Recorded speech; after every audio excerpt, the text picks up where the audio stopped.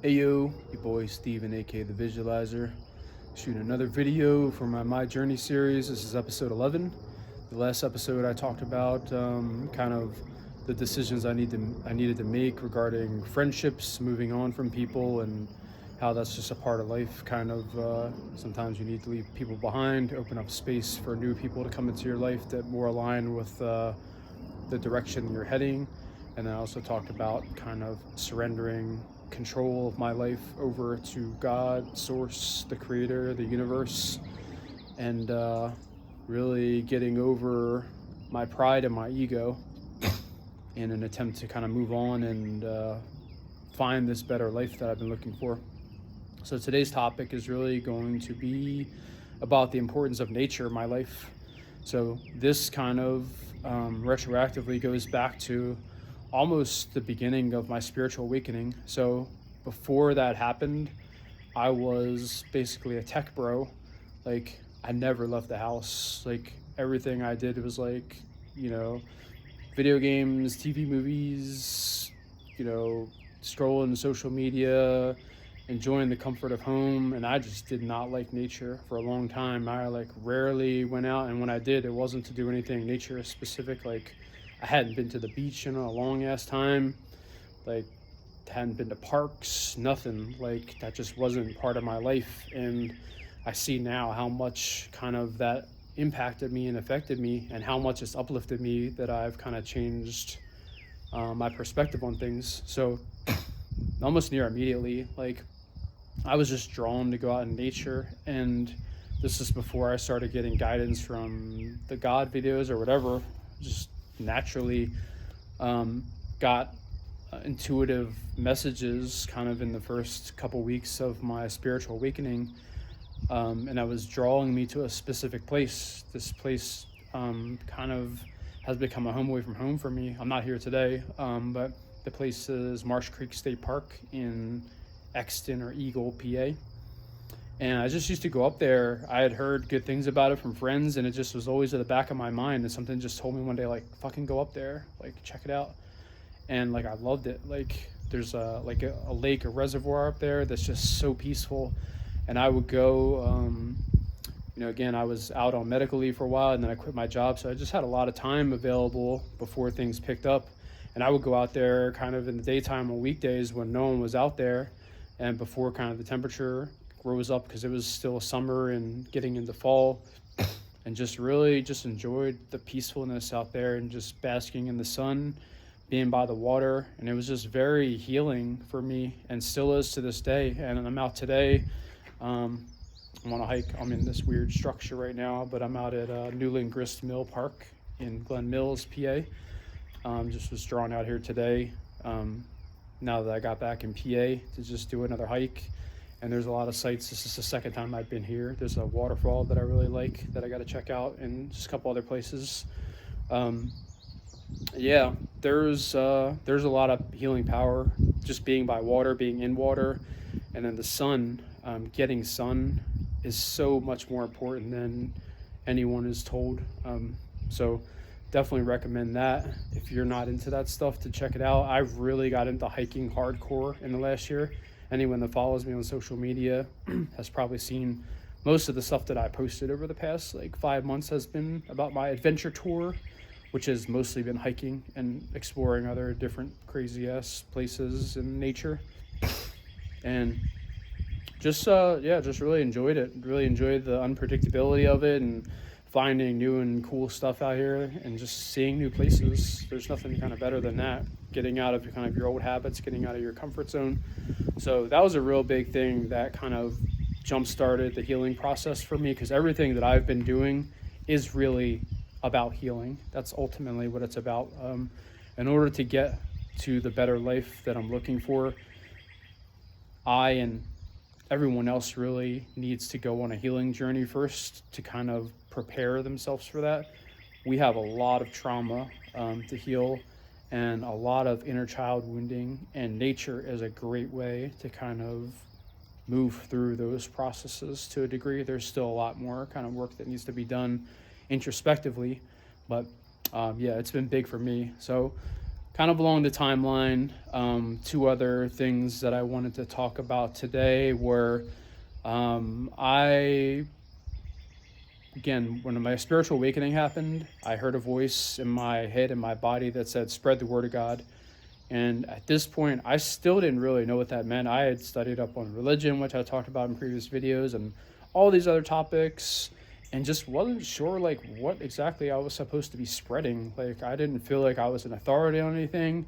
I was certainly like figuring out things because, again, I had my all-knowing claircognizant psychic power that was getting me answers to crazy-ass questions like what's the meaning of life, what happens after you die, so on and so forth. Really big picture questions that I felt pretty confident that I had a pretty good grasp on. But there are many other people that kind of have answers to this, but no one is an authority because, and you're going to be not believed for a lot of these things because they can't be proven. And we live in kind of a prove it, logical, rational society. That's how we've been conditioned, where most people are not going to believe some random person, particularly me. Like, who the fuck am I really in the grand scheme of things, to someone that doesn't know me? So how could, I can say all the things that I want to say it with conviction in my heart and be like, yeah, I can tell you this great story of my spiritual awakening and how I know these things for sure. But at the end of the day, most people are not going to believe most of the stuff that I'm saying, and that's fine.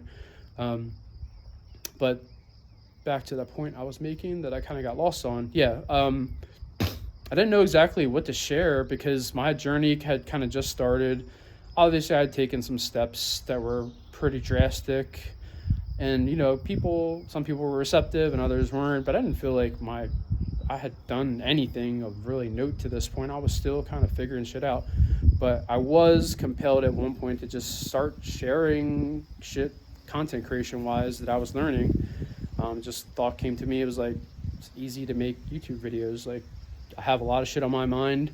I didn't really have a lot of people to talk to about. There were only 2 people in my life that were very receptive to hearing about shit, but they were like super receptive. They were like, yo, like, and they even pushed me. They were like, people kind of need to hear this shit. So my first attempt at content creation, I made a series called Walk With Me. It's actually, all the videos have been marked private on my YouTube channel at this point because I had a crisis of self-doubt kind of after the series finished and after I went through some other tough things. And I just felt that a lot of the things that I touched on very early in my journey, I had expanded my knowledge and perspective on so far that a lot of the stuff is just really outdated or kind of half-assed thoughts. I still look at some of them periodically and I feel like I was on track, but I just didn't want to give people a not full perspective on some of these things because they are very important topics. So I went back and just kind of marked them all private, so they're all hidden on my channel. But I made like 30 videos in like 40 days or something, and most of it was like from like a teaching perspective. It was like, hey, this is what I learned yesterday, and some of them were really fucking long because I was eager to share, and I didn't have any filter on it, and I just rambled on. And some of the people that watched some of the longer ones were like, yeah, that shit was worth watching. But most people, it's like, you're not going to watch anything over like 5-10 minutes these days. People have short attention spans, and we're encroaching on 10 minutes now, so we're getting there. That was my first attempt at content creation. This one is slightly different. What I've been doing recently is really, my story has unfolded much more because it's been about 10 months now, and I've seen some shit, and I've been through some shit, and I feel like now I have more of a story to tell as far as my journey is concerned, not particularly like touching specific topics in every video. That's just kind of like, as I go along, I try to throw little kind of like nuggets of kind of what I think and what I feel, and then I just let you guys take it for what it is. So I'm not out here trying to enlighten anyone. I'm just simply giving a testimony of what I've been through from the perspective of someone who has had their life turned upside down and is still moving forward despite kind of all this adversity that I've faced and people not understanding or not supporting kind of what I'm doing. So that's the aim for this series. And then last thing I'll touch on that was chronologically kind of in line with where I am in my journey. So we are in about November of 2023 last year. And at this point, I quit my job And right before I figured out what I needed to do financially to stabilize myself, I actually had a trip planned, that I planned the night after my spiritual awakening. I had an intuitive phrase pop into my head the night of my spiritual awakening. It was the second thing that came to me, and it was the phrase "bridge between worlds." And I told this story. It basically led me to find an author named Dan Millman and read a couple of his books and find out about his life purpose app. And I was just compelled to meet this guy. So I booked a trip to this place in Massachusetts. It's a yoga and healing retreat center called Kripalu. I'll drop the link in the comments. And I just booked everything. And I was like, I got to go see this guy. And it was scheduled for November. So that was like 3-4 months away. And I was really excited. This was like a thing that was like foremost on my mind that I was really hyped for, because it was like something completely different. I had never traveled to go see a life coach before and do like a, self-improvement class with other people. So it was, and I'd never been to New England area. So I was like pretty hyped. And then, the money dried up because I stopped working. And like the week before the trip, I didn't have any money left, and I had like no gas in my car. And I was like, man, I really need to get to this thing. I think it can be like very transformative. And then I just kind of prayed and manifested, and something happened, and I got like a couple $100 unexpectedly, and that was enough to make sure that my tank was filled and I had everything supplies wise that I needed to make the trip.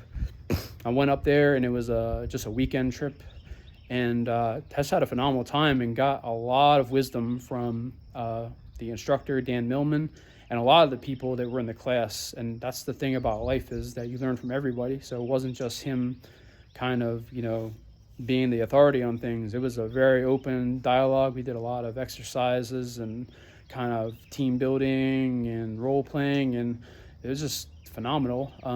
And I just came back from that energized, and I got some answers to questions. And one of them was a question that I had, because I had still not really found my purpose and calling, and I was really just trying to understand, like, what the fuck was I supposed to do now? I quit my job. I was kind of aimless, directionless, and he had dropped a quote that really put things in perspective for me, and it was, your career is not your calling. He was like, your career is what you do for money. Your calling is something that you love or you're passionate about, and you don't know why, but you just love doing it. And sometimes some people are lucky where they can meld both of those things. But he was like, I basically had a little one-on-one with him right before I left, and he just basically told me, like, don't put as much pressure to combine those things. Do what you need to do to like make money and sustain yourself. That will come as long as you're doing the right things, and particularly if you're walking in your power and you're stepping into your calling. And most people's callings in one way or another are really about helping other people. And that may be as simple as like you making art or music. Like that stuff inspires people, or entertains people, brightens their day. But it can be even more profound than that. So at this point, there has been something that has been revealed to me regarding my calling that I'm a little unsure of whether I want to pursue that. And then career-wise, I'm still not working and just looking for an opportunity to apply myself in something different than I did before, because previously I was an IT guy, and I'm just really not called to go back to that space. And it's a weird situation where I'm kind of in between things. Like, I know that I can make a lot of money doing IT work, but it's not important to me anymore since I've seen the grand scheme of things. So I do want to try to find ways that I can do something particularly helpful to mankind for both my career and calling, and they don't necessarily have to be both the same things, but still searching and hoping that I get the guidance, and the path that I'm walking will unveil kind of what I'm meant to do, or what I would be best suited at. Because I have a lot of skills, and I feel like I have a lot of wisdom and everything kind of total package to kind of step into anything that I want to. It's really just finding something that I love, and that's the important part. So do what you love. End of the day, that's the message for today. So thank you for checking me out. Again, this was insightful or helpful, entertaining, inspiring. Please shoot me a thumbs up. It'll help get this on other people's timelines, so maybe it'll help them too. Otherwise, have a great day. Peace, love, and light.